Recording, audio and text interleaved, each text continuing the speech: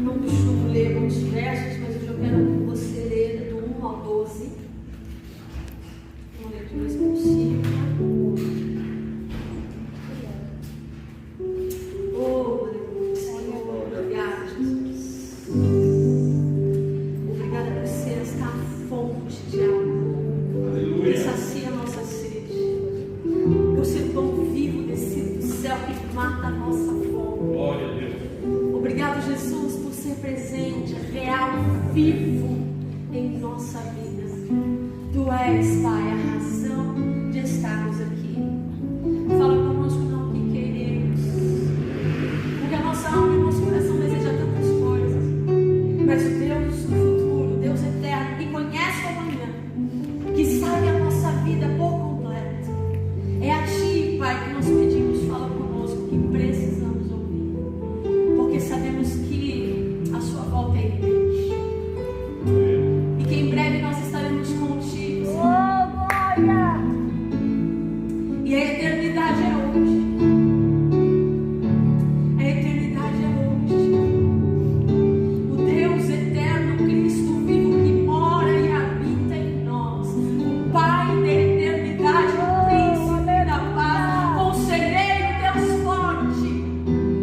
E é a Ti, Senhor, que nós estamos aqui a por Ti. Nesta noite, fala conosco, Pai, em nome de Jesus.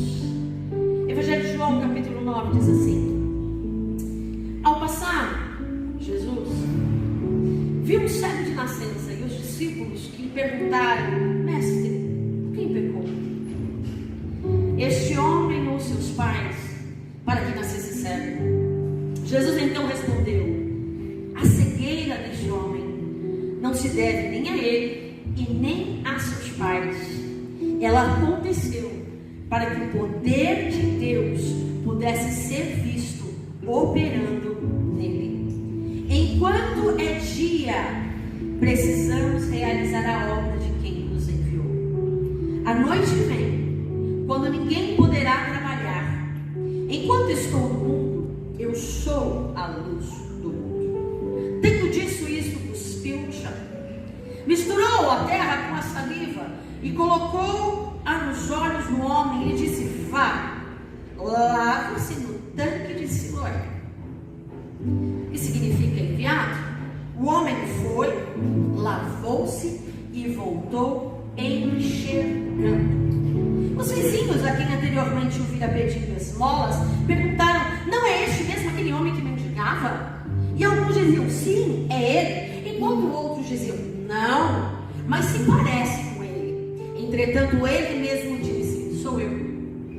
E aí eles perguntaram: Como seus olhos foram abertos? E ele respondeu: O homem chamado Jesus misturou terra com saliva, colocou-a nos meus olhos e me disse: Vá, se lave no tanque de Siloé.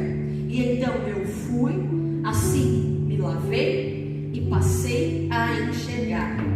E eles me disseram: Onde então está ele? E ele respondeu: Não sei. Podeis aceitar? Sério, nascença? Vamos deixar o Sargento igual participar dessa mensagem, não. Toda vez que ele vier, a gente tira ele. Jesus, ele sempre caminhava, porque ele via a necessidade dos povos, das cidades vizinhas, e ele sempre estava em trânsito. E quando ele chega nessa cidade, ele vê um homem que estava cego de nascença. E este homem, por ser cego de nascença, nada tinha visto. Ele não conhecia os detalhes da sua casa, não sabia a cor da sua casa, não sabia onde ficava, não sabia ver, enxergar como eram os talheres, como eram a roupa, como era sua mãe, como eram seus vizinhos, como eram os seus entes queridos, porque ele nunca tinha visto nada, porque ele de nascença nasceu cego. E é natural que quando as pessoas têm alguma deficiência física, os outros sentidos se aguçam. E aí nós observamos que Jesus aqui enxerga este homem cego de nascença. E a visão de Jesus para este homem é diferente dos discípulos. Jesus vê um homem.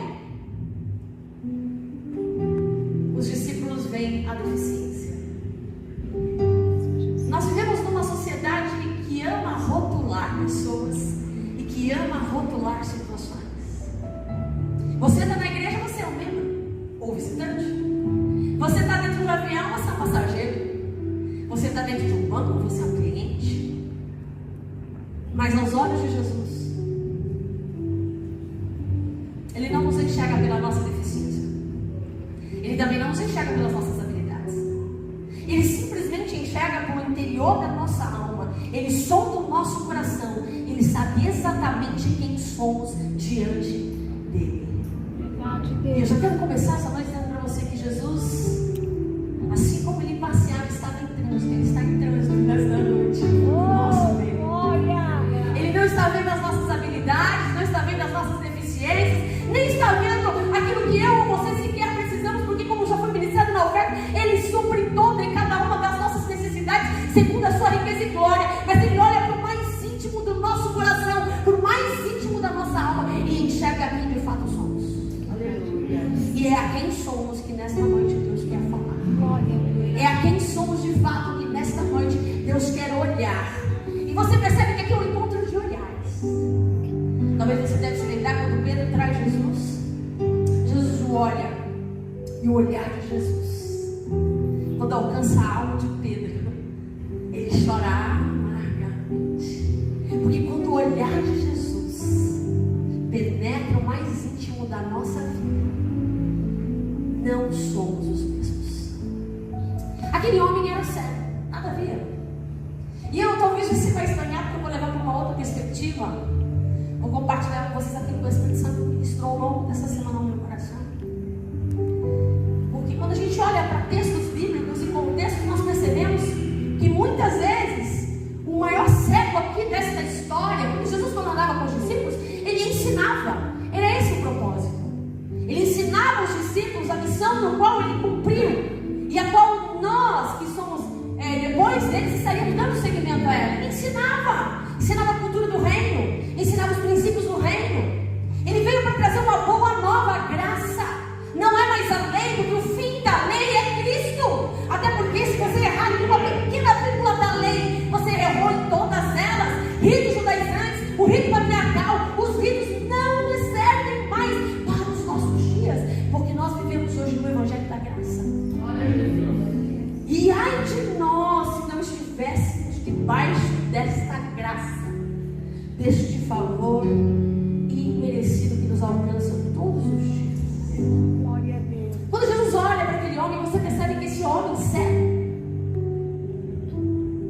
com o ouvido aguçado, com a audição aguçada, ele deveria ouvir todo o movimento, toda a bagunça, toda a multidão ali, porque onde Jesus estava, uma multidão seguia. Mas este homem, embora cego, este homem, embora ouvindo bem, este homem, embora tendo todos os outros sentidos aguçados, ele nada falou. Ele não abriu a boca dele. Diferente do cego de Jericó, eu falei para vocês, está vendo por que ele apareceu agora? Ele grita: Jesus, filho de Davi, tem compaixão de mim. Jesus, filho de Davi, tem compaixão de mim. E a multidão tem que calar a boca. Não, este homem não. Um alvoroço formado. E Jesus é o único famoso que gosta de multidão. Perceberam isso? Todas as vezes que a multidão vinha, ele cumpriu o propósito e se ausentava da multidão e subia ao Pai para adorar. Jesus, diferente, este homem, diferente, não fala nada. Ele simplesmente deveria fazer o que ele estava acostumado a fazer com todos os dias: estender a mão. Não é assim? Ele dependia das sobras dos outros, ele dependia da migalha do outro, dependia da oferta do outro, dependia do que o outro pudesse dar. Ele não falou nada. Ele simplesmente estendeu a mão. E aí logo os discípulos, porque tem uma mania, nós temos uma mania, além de rotular pessoas, de achar que conhecemos pessoas que nem sequer paramos para ouvir. Os discípulos achavam que conhecia a vida daquele homem baseado na cultura, baseado na história, baseado na lei. Quem pecou Jesus? Muito altivos esses discípulos, muito orgulhosos, muito arrogantes, né? Porque ó, Jesus, o Senhor me escolheu, eu mando para o Senhor. Ele disse: não, por que ele pecou? Está cego. É porque a gente tem uma mania, os religiosos têm uma mania de achar que alguém está passando por uma situação, por uma prova, ou uma debilidade, ou uma deficiência. Pecou. Deixa eu te falar uma coisa: todos pecaram, destituídos estão da glória de Deus. Mas graças a Deus por nosso Senhor Jesus Cristo, que nos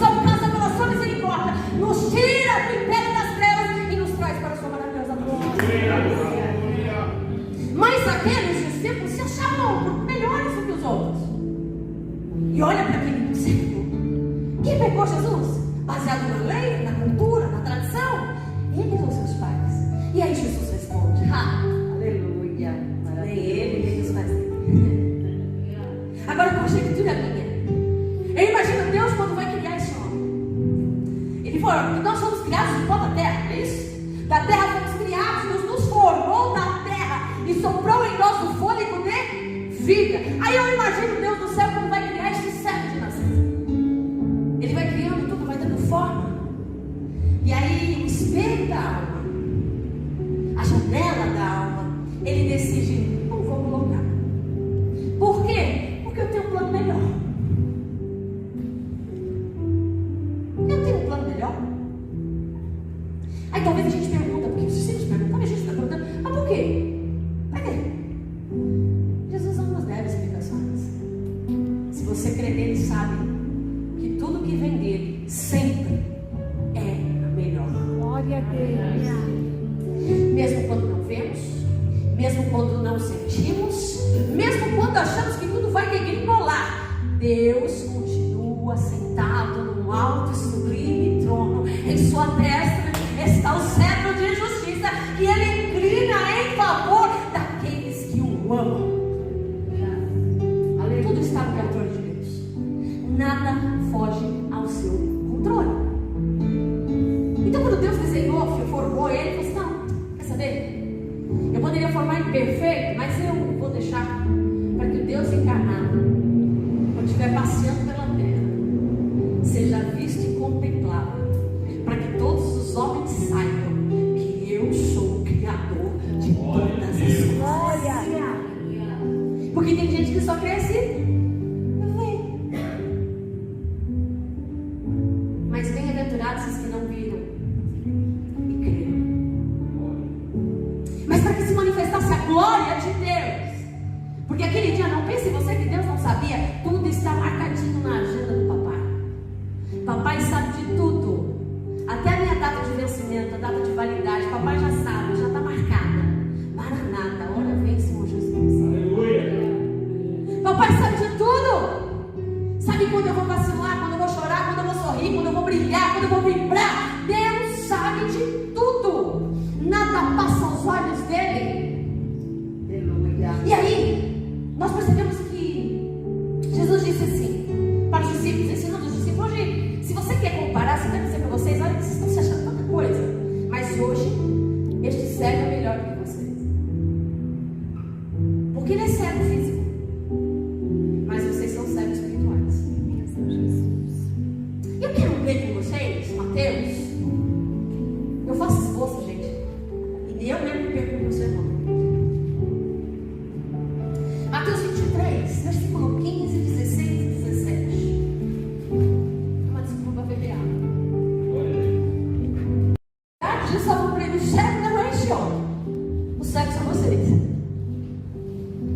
E é tão interessante que Mateus 23, verso 15, 16 e 17 diz assim: ai de vós, na minha Bíblia está mestres da lei e fariseus, hipócritas, percorrem terra e mar para fazer um prosélito. Para quem não sabe, prosélito, quando a gente fala até de proselitismo, é aquele que muda de religião. Entende? Proselitismo, eu tinha uma religião, mudei de religião. Tinha um Deus, mudei de Deus. E quando conseguem, o tornam, olha só, 2 vezes mais filho do inferno do que vocês. Percebe isso? Jesus está falando para quem? Para os mestres da lei e para os fariseus. E ele está dizendo assim: vocês percorrem a terra para fazer com que as pessoas se convertam. Até porque isso não era hábito, gente. Você já viu algum judeu bater na sua porta de manhã, aos domingos ou durante a semana e dizer para você: posso falar uma palavra de Deus para tu? Você já viu algum judeu fazer isso? Não, isso não é cultural. Não era normal que eles fizessem isso. Não era da cultura deles, não era da tradição deles. E é por isso que Jesus o questiona, é por isso que Jesus os confronta. E ainda diz: e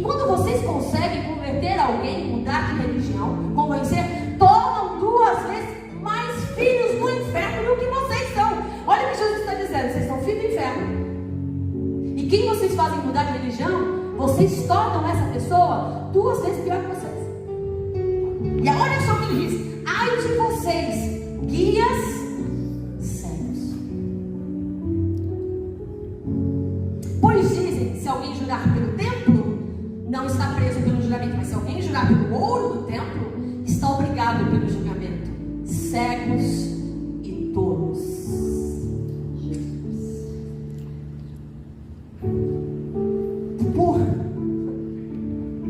Eu sou cristã desde que nasci. E ao longo da nossa caminhada cristã, as pessoas perguntam, e a gente pergunta assim, você é convertido ou você é convencido? O que a gente responde? Convertido, né? Pois é. O que é conversão? Mudança de direção. O que é um prosélito se não mudar de direção? Cegos, guiando outros cegos. Isso me pegou, porque às vezes nós enchemos a boca para falar: somos convertidos, somos salvos, porque vimos a igreja, porque frequentamos culto, porque damos dízimo, porque cantamos, porque pregamos, porque tocamos, e achamos que por causa de seguirmos um rito religioso somos salvos. Achamos porque cumprimos todas as ritualísticas do evangeliquez, do cristianismo, do evangelho, somos salvos. Achamos que porque cumprimos toda a regra, somos libertos, somos convertidos. Mas aí, quando a gente vê Jesus falando: eu tenho que ir para o Pai, porque se eu não for, Ele não vem. E eu vou para o meu Pai, preparar-vos lugar, preparar-vos morada, mas vos deixarei, vocês não vão ficar órfãos, vos deixarei o Espírito Santo que tem uma missão. E qual é a missão? Convencer o homem do pecado, da justiça e do juízo. Isso me pegou. Eu falei: Jesus, convertido é assim que eu sou. Mas será que eu sou convencida?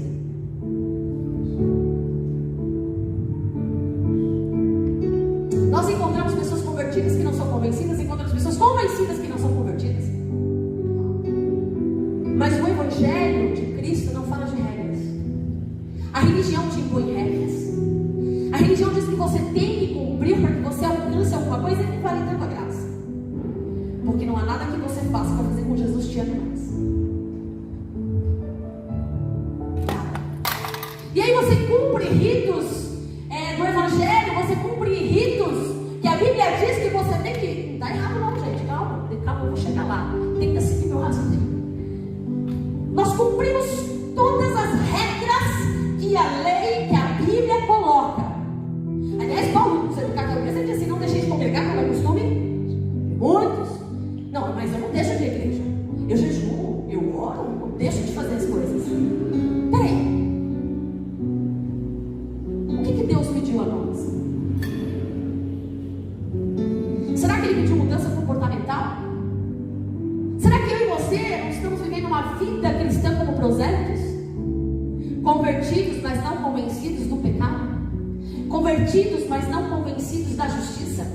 Convertidos, mas não convencidos do juízo? Será que eu e você cumprimos todas as regras que aprendemos pela religião ao longo da nossa vida, mas o nosso coração ainda continua preso ao passado? Será que o nosso coração continua preso a nós mesmos? Porque às vezes a gente muda, vou falar nós cristãos, porque às vezes a gente fala assim: não, eles, por exemplo, os católicos têm a litúrgica deles, os de religião afrodescendentes têm a cultura deles, têm a religião deles, nós temos os nossos ritos aqui.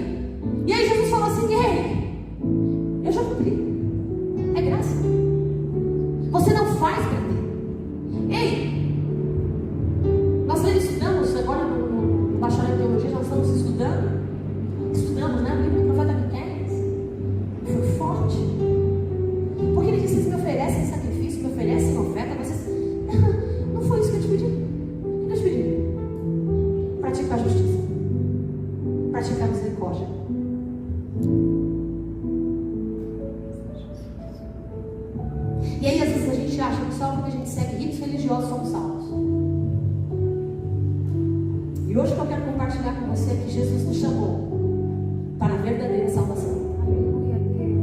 Jesus nos chamou não só para sermos convertidos, mas nos chamou para sermos convencidos. Não só mudar comportamento, porque não adianta mudar o comportamento se o nosso coração não for transformado. Deus não quer só o seu coração, Deus nos quer por inteiro. Deus não quer que você mude de religião, Deus quer que você mude de pensamento, metanoia. Deus não quer que nos conformemos com este mundo, mas Ele quer que nos transformemos pela renovação da palavra, que é poder de Deus transformador. Se você frequenta igrejas ao longo de anos e não foi transformado, você ainda não foi convencido. Você segue todas as litúrgicas, foi convertido, mas não foi convencido, porque o teu coração continua podre, teu coração continua sujo, teu coração continua preso às coisas deste mundo. E aí você só faz porque não quer ir para o inferno. Você só faz porque você está com medo que Jesus está voltando e tem medo de não subir com Ele. Você só segue ao Evangelho porque você sabe que Jesus é o caminho e que sem Ele você não vai morar no céu. Aí você faz. Deixa eu te dizer com todo amor e carinho no meu coração, ainda assim você já está condenado. Porque salvação é por graça, não é por mérito. Salvação não é pelos ritos que eu faço, não é pelas ofertas que eu entrego, não é pelos cultos que eu frequento, não é pelo serviço que eu ofereço. Salvação é por graça. E a graça me alcança quando eu entendo o que é graça. Porque sabe o que é salvação? Só somos salvos pela graça mediante a fé. Então é favor de Deus para minha vida, mas eu tenho que crer que Ele é a graça. Não se trata de situação, não se trata de ambiente, mas se trata da pessoa de Jesus Cristo, que diz assim: se Cristo vos libertar, verdadeiramente sereis livres. Amém. E sabe o que é pior do prosélito? Que ele é convertido, mas a mente está tão cauterizada que ele, errado, acha que já está salvo. E aí eu te pergunto que isso é um tremendo problema e perigo. Porque quem acha que já está salvo não vai buscar mudança, porque já está salvo. Isso é um perigo, é um grande perigo. O que eu vim falar para você nesta noite e compartilhar com você é que nada neste mundo supera o nosso nome escrito no livro da vida. Quando os discípulos foram enviados, expulsavam o demônio, curavam enfermos e faziam coisas extraordinárias, voltaram para Jesus e é repreendido por Jesus e diz assim: vocês se gloriam nisso? Não vos glorieis nestas coisas, porque vocês não fazem em teu nome. Tudo que vocês fazem sou eu quem faço através de vocês. Mas antes se glorie nisso, que tem o seu nome escrito no livro da vida. De que adianta estarmos listados no hall de membros de uma igreja, termos rótulos e títulos, mas não estarmos linkados no livro da vida? E a nossa preocupação tem que ser essa: Senhor, sou convencida? Será que eu entendo que o que eu faço não vale absolutamente nada? Que o que vale não é o que eu faço, mas sou quem sou? Quem eu sou? Quem eu sou? A Damares até brincou que hoje vai ter dinâmica. Não! Eu quero que você visualize quem eu sou. Eu sou uma pessoa convertida. Ou melhor, não. Eu sou uma pessoa convencida que eu preciso totalmente dela. mas num processo de conversão. Você entendeu? Eu sou convencida, mas em processo de conversão. E acho que nas portas de todas as igrejas comprometidas com a palavra tinha que ter esse negócio aqui, ó. Aqui se reúnem pessoas em construção. Porque não tem um certinho aqui, tem um perfeito aqui, só Jesus. Tem nenhum santo aqui. E quiçá cabe cada um de nós, talvez estejamos todos aqui condenados, mas a salvação hoje chega. Para aquele que quiser, claro. Porque Jesus diz assim: quem quiser. Evangelho não está falando de litúrgica, não está falando de igreja, não está falando de serviço, não está falando de regras, não está falando de templos, não está falando de nada disso. Evangelho não é isso. Evangelho é boa nova. Boa nova é novidade de vida. Evangelho é transformação. O quanto eu tenho sido transformado por este Evangelho. O quanto eu tenho sido convencida pelo Espírito Santo que habita em mim, das minhas atitudes, dos meus pensamentos, das minhas emoções, de tudo que eu tenho feito. Porque assim, a gente até se auto-engana, mas a Deus ninguém engana. Deus conhece o seu coração. Deus sabe a intenção e a motivação que te leva a fazer qualquer coisa. E o que pega no Evangelho não é o que eu faço, mas é a motivação que me leva a fazer. Sabe como é que eu respondo essa pergunta? Por que eu faço o que eu faço? Por que você vem à igreja? Ah, porque é legal estar com os irmãos, é gostoso sentir a presença de Deus, é gostoso estar em unidade, é gostoso cantar, é gostoso tocar. Eu fui chamada para pregar, para ensinar, então eu me sinto plena quando eu cumpro o propósito para qual eu existo. Eu não existo para outra coisa, eu existo para isso. Me sinto plena. Mas e aí? Qual é o propósito disso? O que me motiva a fazer? Não, eu vou cumprir protocolo, vou cumprir minha missão, porque eu não quero chegar diante de Deus de mão vazia. Não, porque eu quero galardão. Eu quero diamantes na minha coroa. Estou usando de coisas simbólicas, tá? E quem estuda teologia comigo sabe que o santo não é bem assim. Por que eu faço tudo isso? Por que eu faço o que eu faço? E aí, a gente vê, vamos no texto que a gente leu? Não estou fugindo do texto, não. Eu só conceituei certo. O que Jesus está dizendo para ele? Enquanto é dia. Porque dia, os judeus não fazem nada à noite. Jesus era judeu. Quando ele fala de dia, ele fala de trabalho. Enquanto é dia, eu tenho que fazer aquilo que eu fui chamado para fazer. Enquanto é dia, eu tenho que falar do Evangelho. Enquanto é dia, eu tenho que pregar salvação. Porque Jesus não veio aqui para curar. Jesus não veio aqui para fazer milagre. Jesus veio aqui para pregoar o reino do Pai. Curar foi consequência. Fazer milagre é consequência de quem Ele é. Ele é o dono da vida. Ele é o Senhor dos senhores. Rei de reis. Não há nada possível para este Deus. Mas Ele não veio aqui para fazer atender os nossos desejos. Ele veio aqui para nos tirar das trevas. Glória a Deus. Tem que mudar a nossa forma de pensar. Evangelho não é mudança de comportamento. Evangelho é mudança de pensamento. Precisa mudar. Porque Jesus pode vir buscar agora. Porque Jesus, Maranata, porque agora eu estou convencida. Estou em processo de conversão. Glória a Deus.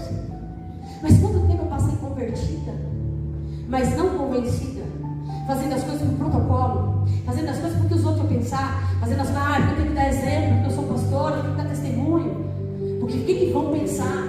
Não. Sou só convertida, mas não fui convencida. Essa coisa não tem. Não adianta mudar hábitos. Não adianta mudar a roupa. Antigamente, como é que as pessoas sabiam que era cristão? Uma Bíblia no braço? Eu sou dessa época, gente. Não podia cortar cabelo, não podia pintar unha, não podia usar calça. A primeira calça que eu vesti eu fui ter 17 anos de idade. Escondida. Porque eu estava com vergonha de ir para a faculdade de saia. Verdade. Eu era chacota no trabalho, no banco, eu era chacota. Todo mundo tirava sarro. Eu todo dia estava de saia. Aí eu fiquei envergonhada. Eu deixava uma calça, a primeira calça jeans da minha vida, eu tinha 17 anos, eu botei uma calça no carro, eu me trocar colocava no carro para ir para a faculdade. Quando eu saí da faculdade, eu voltava a sair de novo trabalhar. Por quê? Porque todo mundo conhecia meu pai no banco. Ia queimar meu filho. Porque senão os crentes de calça também me mandam. Entendeu? Eu era convertida. Mudança de hábito. Mas não era convencida da verdade. Mas a verdade, vou dizer uma coisa para vocês, é libertador. Conhecer a verdade é libertador. A religião põe regras. Cristo não põe regras. Porque você não segue Cristo por causa de regras. Você segue a Cristo por amor. Você não quer agradar a Ele porque você quer ir para o céu. Você não quer agradar a Ele porque você não quer ir para o inferno.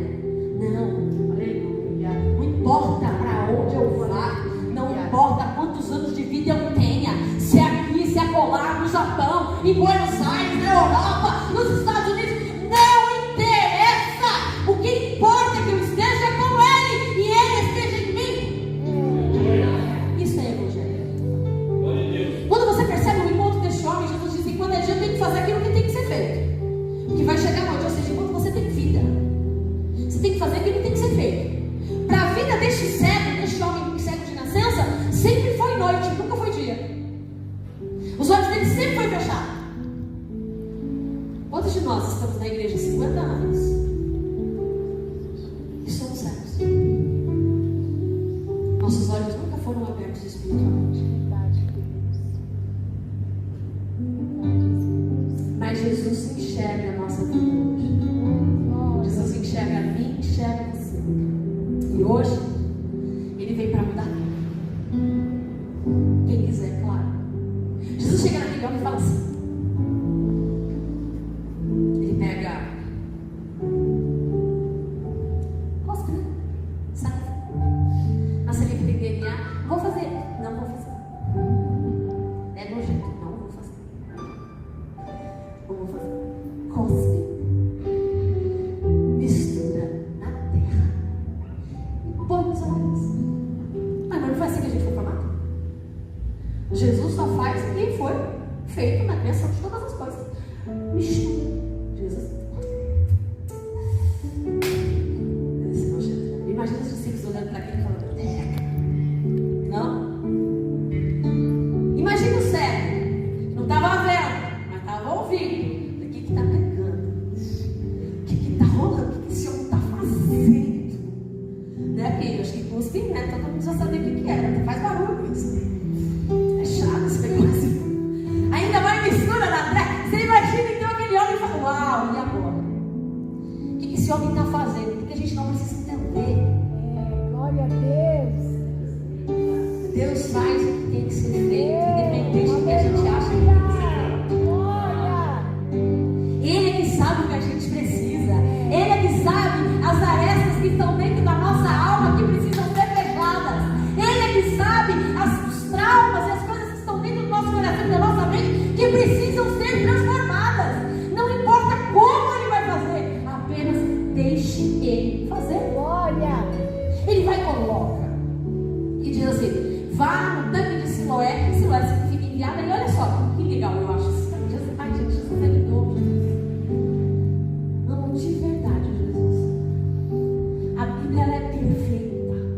Eu não entendo com essa teologia liberal que é mudar. A Bíblia é perfeita. Perfeita, completa, inerrante, infalível. Não consigo entender. O enviado envia para o tanque de enviado. O enviado, Jesus, enviado pelo Pai, envia o cego para um tanque se lavar, que significa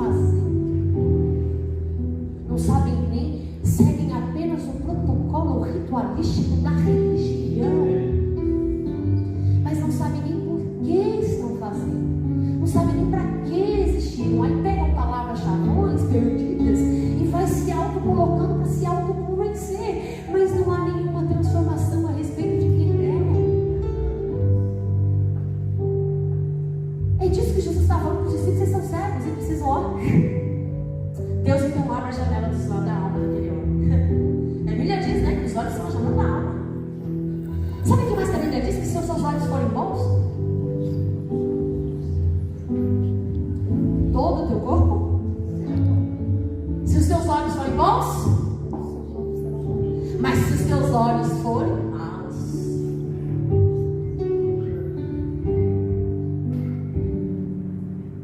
gente, o que os nossos olhos têm visto? Se os teus olhos forem bons, todo o teu corpo é bom. Mas se os teus olhos forem maus, tudo é mau, podre, perdido, absolutamente tudo. Porque os olhos são espelho da alma. O que precisa ser salvo, gente, não é corpo. O corpo é corruptível, vai acabar, vai ter fim, vai para a terra. O espírito vai voltar a Deus. O que precisa ser salvo é a nossa alma. Aí Jesus então fala: vai, o enviado envia para ser enviado. E aí ele vai. Ele faz o que Deus falou. Ele questiona. Os olhos dele ainda não tinham sido abertos, tá, gente? Diferente daquele que instantaneamente os olhos se abriram. Porque tem coisas que levam tempo na nossa vida. Ali, quando a gente realmente é convencido e convertido, a Bíblia diz que é uma nova criatura. Aquele homem tinha uma deficiência, mas quando ele encontrou com a vida criadora de todas as coisas, a terra misturada com o DNA de Deus deu a ele perfeição, vida e vista. Quando a gente nasce para uma nova criatura, os nossos olhos espirituais são abertos. Quando a gente nasce para uma nova criatura de verdade, o velho homem fica para trás. As coisas velhas, a gente gosta de usar esse jargão, né? É bíblico, não é jargão, né? É um jargão, mas é bíblico. Que as coisas velhas ficam para trás, eis que tudo se fez novo. O que se fez novo? Sua casa, seu trabalho, sua roupa, seu sapato? Não, a nova vida em Cristo Jesus. Nova maneira de pensar, nova maneira de sentir, nova maneira de enxergar, nova maneira de ouvir, nova maneira de agir. Eu não faço para que os outros vejam, mas porque eu fui alcançado, eu faço. Glória a Deus. Isso é evangelho. Glória a Deus. Aí ele vai para Siloé, esse Lázaro. E para o primeiro lugar que ele vai é para vizinho. Gente, vizinho fala de quem? De casa. Quem que é vizinho? Vizinho da onde? Da casa. O primeiro lugar que ele vai, casa. Porque o primeiro lugar que Deus envia quando a gente é transformado é na nossa casa. Se os da nossa casa não vem transformação em nós, é tudo hipocrisia o que os outros lá fora vêm. Jesus é luz, ele não é lâmpada. A lâmpada eu vou lá e ligo e conecto. Luz não. Luz eu não consigo apagar. Se nós somos e temos Cristo em nós, que é a luz do mundo, não somos nós que brilhamos, porque a gente não brilha não. Quem brilha é Ele em nós. A luz de Cristo brilha em nós. E se a luz de Cristo brilha em nós, as pessoas nos enxergam de outra maneira. Quando ele volta e os vizinhos, gente, eu não sei se você, não precisa partir no final, mas eu preciso, isso me deixa intrigada. Olha só, ele chega lá, os vizinhos olham para ele. Uau, você é daquele cego? O que te aconteceu? Aí tem sempre aqueles fofoqueiros de janela. Porque a Bíblia fala que os que habitavam ao redor, os vizinhos, e também os que ficavam cuidando da vida dele. Pergunta, não é só os vizinhos que ficavam cuidando da vida dele, também pergunta. Não, os vizinhos falam, uau, é isso mesmo? Aí os que ficam cuidando da vida dele falam, não, só se parece com ele. Poxa, não tinha mudado nada aí, tinha mudado de roupa? E tinha colocado uma Bíblia embaixo do braço? E tinha deixado o cabelo crescer? Ou tinha feito a barba? Ou tinha mudado alguma coisa? Mudou a roupa? Não, ele era a mesma pessoa, a mesma roupa, do mesmo jeito. Só que agora, ele era cego. Aleluia.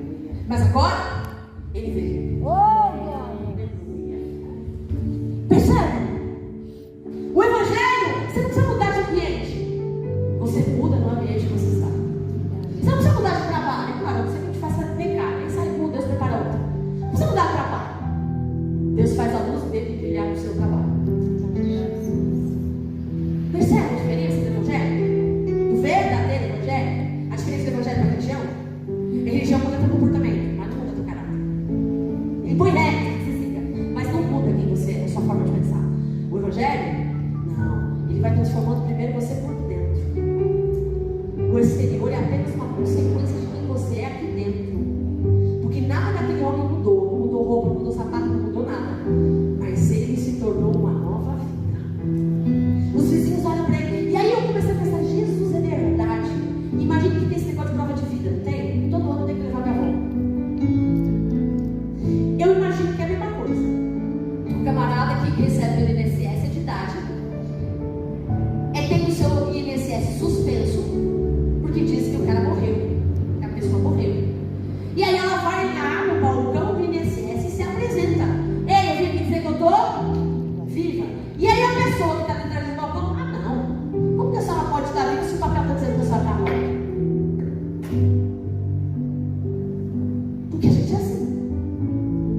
Você entendeu?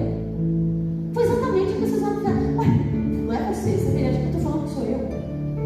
Sou eu uma pessoa, não mudou nada, porque a coisa que eu era cega, mas agora eu vejo. Aleluia. Eu sou a mesma. Mesma roupa. Peraí, mesmo estereótipo. Mas eu não sou a mesma pessoa.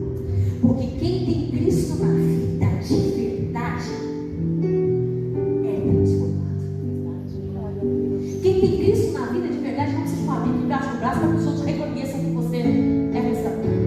Não precisa de uma mudança de roupa porque as pessoas olham e digam que você é cristão. Simplesmente vai olhar como olharam para este homem, os vizinhos, e falaram: tem alguma coisa diferente em você. As pessoas vão olhar para você e vão falar: uau, sei lá, o brilho. Se pegar um espiritualista que tem uma aura branda atrás de você. Se você, porque quem tem Cristo na vida é nova criatura. Teu rosto muda, teu olhar muda, teu sorriso rejuvenesce o rosto. Até quando você chora, você fica bonito, porque você sabe que o choro pode. A gente tem mania até de cantar, né? O choro dura um ano. Não, a Bíblia diz que o choro pode. Não quer dizer que vai. Pode durar uma noite, mas ao amanhecer a alegria. Glória. E quando a gente tem Cristo na vida, é assim que a gente vive. Ele vai, se lava, volta, as pessoas vêm e as pessoas perguntam: e aí? O que te fizeram? O que aconteceu? Porque as pessoas querem passos, né? As pessoas querem que alguém diga uma poção mágica. Fala para mim o que eu tenho que fazer para a vida eterna, para ter a vida eterna. Simples, nasce de novo. Tem uma nova, seja uma nova criatura. Mas não, fico indignado. Mas não, eu quero dizer, não, eu tenho que fazer quantos dias de jejum, eu tenho que mudar minha roupa, eu tenho que mudar meu falar, eu tenho que fazer isso, porque é isso que as pessoas esperam. Não, você vai lá, se lava, e tudo vai dar certo. Não, o evangelho não é isso. Aleluia. O evangelho não é isso. Aleluia. Não é. O evangelho vai dizer para você: olha, vinde a mim todos vós que estáis cansados e sobrecarregados, e eu vos aliviarei. Porque meu fardo é leve e meu jugo é suave. Eu não vim para te dar coisas, eu vim para transformar você. E através da transformação da sua vida, todas essas coisas virão até você. Porque você é a luz. Não você, mas o que habita em você é a luz do mundo. E essa luz não se conecta com um juntor, com um conector, eu não sei o nome disso. Não é nada disso, porque essa luz jamais se apagará dentro de nós. Então não importa em que ambiente eu esteja, a luz vai brilhar. Por quê? Porque Cristo vive em mim. E aí a gente espera, né? As pessoas: não, eu vou para a glória, já estou partindo no final, já vou para a glória, eu vou fazer. O que aconteceu? E diz assim: olha, camarada, é o seguinte, vai resumir. Eu encontrei um homem chamado Jesus. Ele simplesmente cuspiu e trouxe a vida dele, colocou na forma da terra, colocou nos meus olhos, mandou eu ir no centro do tanque de Siloé. Eu me lavei. É engraçado que ele diz: eu fui, me lavei e enxerguei. Coisa simples. Eu fui, me lavei e enxerguei. Fui até o enviado. Me lavei pelo sangue do Cordeiro. Glória a Deus. Fui, me lavei e agora eu enxerguei. É verdade, Deus. Porque agora eu não ando mais segundo as consciências deste mundo, nem sobre o que o mundo diz que eu tenho que ser, como as regras dizem que eu tenho que ser, porque eu não vivo mais deste mundo, eu não sou deste mundo. Sabe o que a Bíblia diz? Paulo fala: não vivo mais eu, Cristo vive em mim. Se eternidade com Cristo, pastor de Mangueira disse: se Jesus fosse para o inferno, eu quero estar com Jesus. Porque céu, que nós figurativamente falamos, na verdade, o que nós queremos dizer é que nós queremos estar com Ele eternamente. Nós voltamos para nosso, nós não vamos para o destino, nós retornamos para a nossa casa. Porque a nossa casa é Ele, para Ele voltamos. Então, se Cristo vive em mim, a eternidade é hoje. Verdade. Eu não preciso esperar morrer para ser eterno. Por quê? Porque o eterno mora em mim. Se o eterno mora em mim, a vida eterna é esta: Oh, que te glória. conheçam a ti É. como o único e suficiente Senhor. Às vezes a gente espera coisas aqui e a resposta vem daqui. Às vezes a gente busca coisas aqui, mas toda mudança vem daqui. E Cristo nos chama para uma vida nova. Cristo nos chama para sermos convencidos pelo Espírito Santo. O Espírito Santo é ordeiro, ele é educado. Deus nos deu o livre-arbítrio. E não vai trabalhar em quem quer ser trabalhado. Mas se você, com o coração quebrantado, se lançar na cruz e falar: Senhor, eu reconheço que eu só mudei de atitude. Tem gente que nem mudou de atitude, mas está tão cauterizado que acha que está certo. Mas não se dispõe a se colocar na cruz e falar: Senhor, eu estou aqui, disposto a ouvir, disposto a permitir que o seu Espírito Santo fale comigo. E não só fale, mas promova em mim todas as mudanças que são necessárias para que conheçam a Ti e eu realmente veja o Senhor, porque isto é salvação. Se coloque de pé. Deus quer, não é a terra que se iguala ao céu, não é a terra que vai ao céu, é o céu que vem à terra através da nossa vida. A gente espiritualiza o que é natural e naturaliza o que é espiritual. E Deus é um ser espiritual. E eu digo a você que entenda o que eu estou dizendo, mesmo que não tenha céu. Eu conheço a Bíblia. Eu estou dizendo, mesmo que não tenha céu, tá? Eu sei que tem a nova Jerusalém em Cristo Jesus. Mesmo que não tenha um novo reinado, mesmo que a eternidade de Cristo seja este plano, eu vou dizer para você: Jesus é apaixonante. Não existe escolha melhor do que caminhar com Jesus. Não existe vida melhor do que andar com Jesus. Sendo alegre, sendo chorando, conquistando, não conquistando. Eu não queria outra vida que não fosse esta vida em Cristo Jesus. Sabemos que os dias são de aflições, mas eu não trocaria esses dias com Cristo, sabendo que ele diz assim: no mundo tereis aflições, mas tem de bom ânimo, eu venci. Você não vai vencer, ele já venceu. E se você está nele, você já venceu.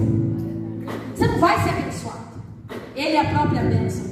Se você está nele, você já é abençoado. Aleluia. E as coisas vão acontecendo.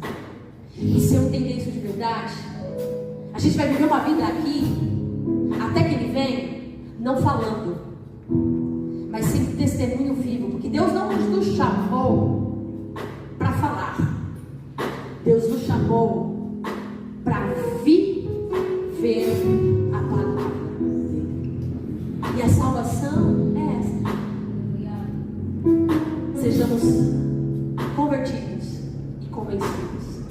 Que você entenda que nós estamos plenamente, quem se sujeita, claro, em construção de uma nova criatura.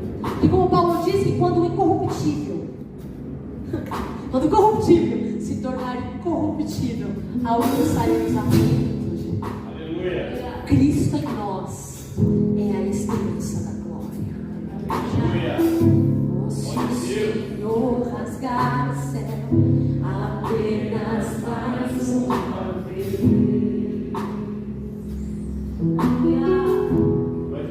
Aleluia. Oh, se o Senhor descer e fizer seus grandes feitos de novo,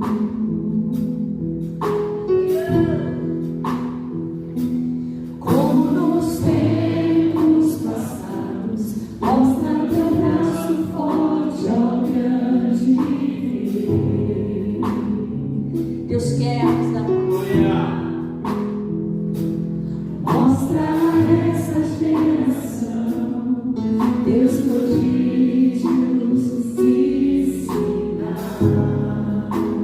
que sejamos os pequenos cristos da adoração. Mais uma vez que faz tudo novo. Vem mais uma vez que agita todo meu ser. Faz a eternidade se alinhar ao natural. E ainda terra nós que somos proclamamos. Aviva-nos, aviva-nos, aviva-nos, Senhor. Precisamos ser transformados. É meu coração, uma vida de fome por ti. É meu coração, uma vida de sede por ti. Ensina-nos, ó Deus, ensina-me a clamar, a suplicar, até que o Senhor venha. Até que o Senhor venha, eu vou clamar. Até que o Senhor venha, eu não vou descansar. Até que o Senhor venha, vou dedicar a minha vida diante do teu altar. Diante do teu altar. Até que o Senhor venha, eu vou clamar. Até que o Senhor venha, eu não vou descansar. Até que o Senhor venha, eu vou dedicar a minha vida diante do teu altar. Diante do teu altar. Todos aqui desejam ser alcançados por essa graça. Não importa quantos anos de evangelho você tenha, todos os dias é uma oportunidade que Deus nos dá para que